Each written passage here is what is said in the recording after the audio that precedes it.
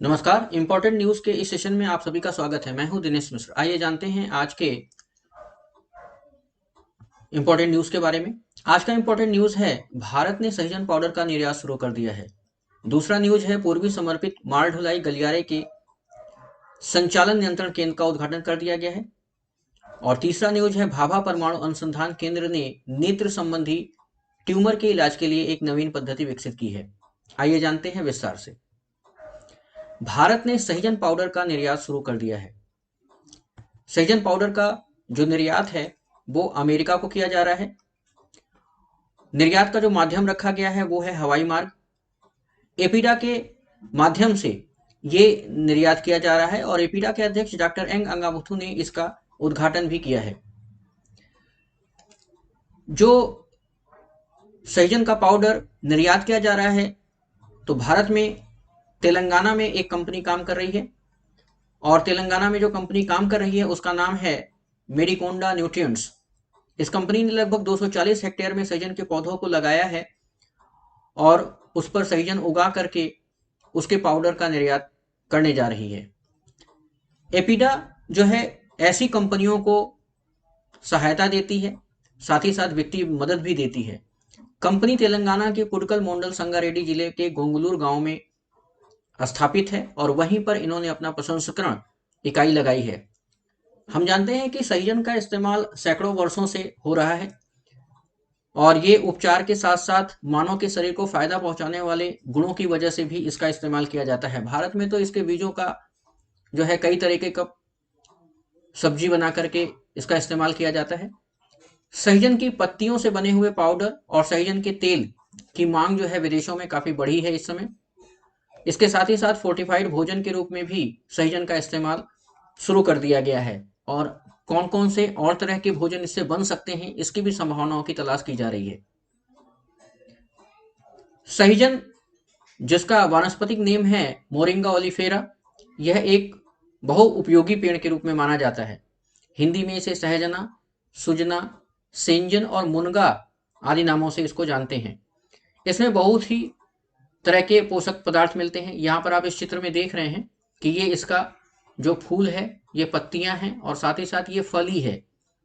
जो फूल और पत्तियों के बाद फली सबसे ज्यादा उपयोगी है। यानी सहजन का अगर देखा जाए तो पत्ती, फूल, फल, बीज, डाली, छाल, जड़ें और बीज से प्राप्त तेल ये सब खाए जाते हैं। इसमें 300 से अधिक रोगों के रोकथाम के गुण मौजूद हैं। इसमें 90 तरह के मल्टीविटामिन, 45 तरह के एंटीऑक्सीडेंट और 35 तरह के दर्द निवारक गुण पाए जाते हैं। 17 तरह के इसमें एमिनो एसिड मिलते हैं। इस तरह से आप समझ सकते हैं कि विदेशों में इसका डिमांड बहुत तेजी से बढ़ा है। जानते हैं एपीडा है क्या? एपीडा को कहा जाता है agriculture and process food product export development authority. ये इसका पूरा नाम है एपीडा। एपीडा की स्थापना 1985 में की गई है। इसका प्रधान कार्यालय नई दिल्ली है। क्षेत्रीय कार्यालयों में मुंबई, कोलकाता, बेंगलोर, हैदराबाद और गुवाहाटी को रखा गया है। एपीडा जो है का सबसे बड़ा जो कार्य है वो है वित्तीय सहायता प्रदान करना, साम्या पूंजी लगा करके आर्थिक सहायता देना और योजनाओं के द्वारा अनुसूचित उत्पादों के निर्यात से संबंधित उद्योगों को विकसित करना। साथ ही साथ अनुसूचित उत्पादकों के निर्यातकों के रूप में व्यक्तियों का पंजीकरण करना, गुणवत्ता सुनिश्चित करने के उद्देश्य से निरीक्षण करना, पैकेजिंग में सुधार लाना और साथ ही साथ विपणन में सुधार लाना, ये एपीडा के मुख्य कार्य हैं। इस प्रकार से आप देख सकते हैं कि एपीडा जो है वह निर्यातक कंपनियों को पूंजी लगा करके उसके विपणन, पैकेजिंग में सुधार ला करके, गुणवत्ता में सुधार ला करके उसे निर्यात योग्य व्यवस्था के अंतर्गत बनाती है और फिर उसका निर्यात करवाती है। इसका सबसे अच्छा उदाहरण आप सहजन को देख सकते हैं। एपीडा इसके अलावा निम्नलिखित उत्पादों का निर्यात और संवर्धन का काम भी करती है, जिसमें फल, सब्जी और उनके उत्पाद हैं, मांस के उत्पाद हैं, कुक्कुट उत्पाद हैं, डेयरी उत्पाद है, कन्फेक्शनरी उत्पाद हैं, शहद, गुड़, चीनी के उत्पाद हैं, कोको के उत्पाद हैं, सभी प्रकार के चॉकलेट के उत्पाद हैं, मादक और गैर मादक पेय पदार्थों के उत्पाद हैं, अनाज उत्पाद हैं, मूंगफली और अखरोट, अचार, पापड़, चटनी, जड़ी बूटी और औषधीय पौधे, इन सभी उत्पादों के निर्यात, संवर्धन और विकास का कार्य ये करता है।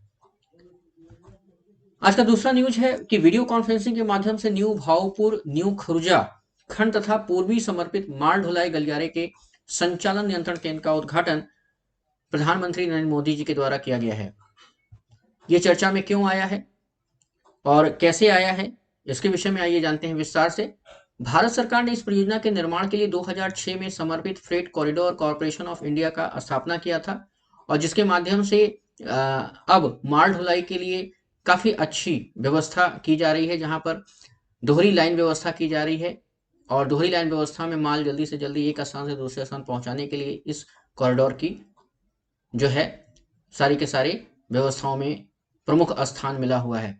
पूर्वी समर्पित, देखिए दो तरह के समर्पित ढुलाई माल गलियारा है, एक पूर्वी समर्पित और दूसरा पश्चिमी समर्पित। पूर्वी समर्पित माल ढुलाई गलियारा जो है वो लुधियाना से दनकुनी तक के लिए बनाया गया है और इस गलियारे में कोयला खदान, थर्मल पावर प्लांट और औद्योगिक शहर की स्थापना को मुख्य रूप से देखा जा रहा है। साथ ही साथ इसमें फीडर रूट भी बनाए जा रहे हैं।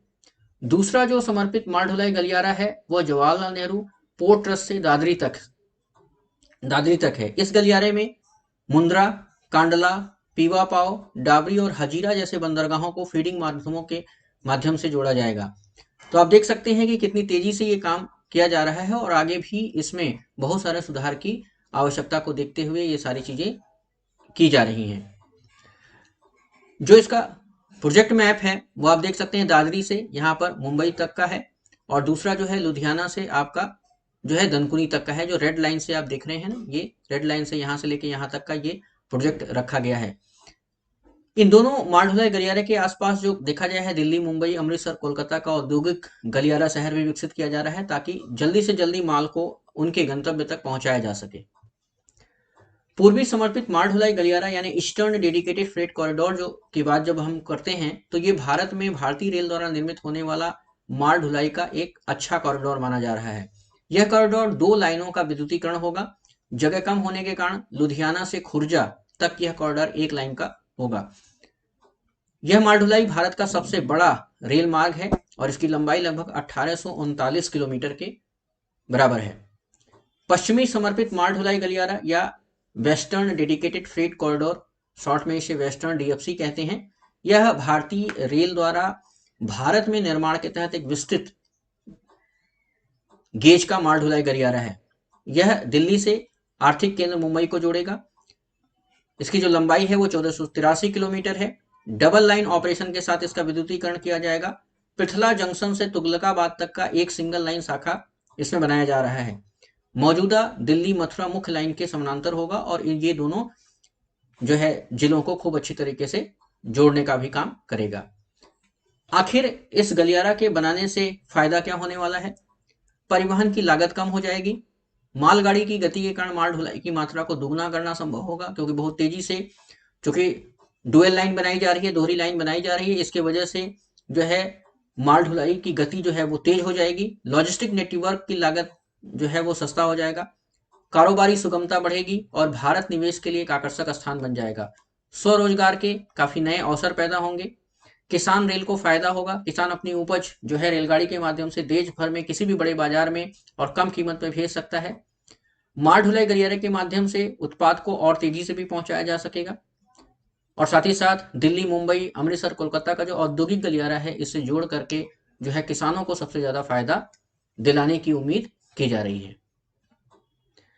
तीसरा जो न्यूज है चर्चा में है वो है भाभा परमाणु अनुसंधान केंद्र ने नेत्र संबंधी ट्यूमर के इलाज के लिए एक नई नवीन पद्धति विकसित की है। नेत्र संबंधी ट्यूमर के इलाज के लिए जो है पहली देसेज रुथेनियम 106 प्लेग के रूप में आंखों का कैंसर जो है ठीक करने की बात की जा रही है। सितंबर 2020 में एम्स ने पहली बार इस प्लेग का उपयोग एक ऐसे मरीज पर किया था जो कोरियोडल हेमियोंजा से पीड़ित था। इसके साथ साथ अभी देखा जाए तो बार्क प्लेग जो परमाणु ऊर्जा विभाग के द्वारा भारत में ही विकसित किया गया था, उससे आंखों के कैंसर के 7 पीड़ित मरीजों का जो है इलाज किया गया। इसमें 2 मरीज रेटिनोब्लास्टोमा से पीड़ित थे, 2 कोराइडल मेलानोमा से पीड़ित थे और 2 मरीज ऑक्यूलर सरफेस स्क्वैमस नियोप्लाजा से पीड़ित थे और इसमें एक मरीज जो था वो कोराइडल हेमेंजियोमा से पीड़ित था। सर्जन इस प्लैंक को बहुत आसानी से बता रहे हैं कि संभाला जा सकता है, साथ ही साथ इसकी देखरेख करना जो है और ज़्यादा सुविधाजनक है। प्लैंक रेडियोथेरेपी होती क्या है, इसके बारे में जान लेते हैं। यह थेरेपी आंखों के ट्यूमर के इलाज के लिए उपयोग में लाए जाने वाली एक विकिरण चिकित्सा है। रेडियोधर्मी बीजों को धातु के एक पतले टुकड़े पर रखा जाता है जिसे पट्टिका कहा जाता है। यहाँ पे हम आपको देख रहे हैं ये रेडियो एक्टिव सीड्स हैं, ठीक है। रेडियो एक्टिव सीड्स जो है एक पट्टी पर रखी गई है, ठीक है। और पट्टी पे रखने के बाद ये प्लेक है, ये प्लेक जो है वहां पर आंखों के पास लगा दी जाती है। और ये आपका जो है आंखों के अंदर कैंसर ये विकसित हुआ है, तो ये धीरे धीरे जो है बीज जो है विकिरण को छोड़ते हैं, रेडिएशन को छोड़ते हैं, जो कैंसर को धीरे धीरे खत्म करता है।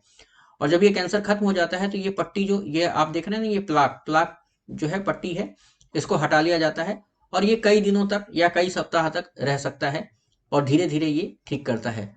तो ये पहले उपचार में इस्तेमाल किया जाता था, लेकिन अब जो दूसरा बनाया गया है रुथेनियम 106 जिसके बारे में हम लोग बात कर रहे हैं, तो रुथेनियम 106 आई एप्लीकेटर है। ये देख रहे हैं ये आई एप्लीकेटर है।